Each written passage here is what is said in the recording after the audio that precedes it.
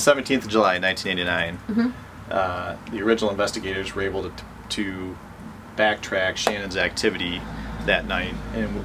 they were able to determine that she had spent the night riding around. They had this vehicle chase with these other 8 individuals: Billy Shields, Norman Shields, Darren Sackett,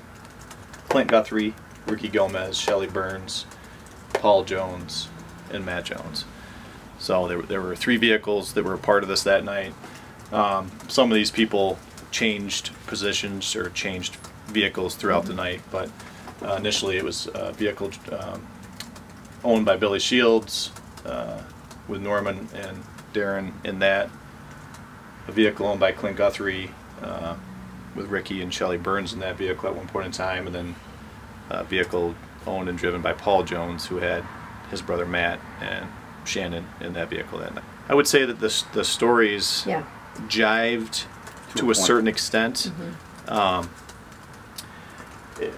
It was interesting to see, and correct me if you disagree, but for the most part, everybody's story, minus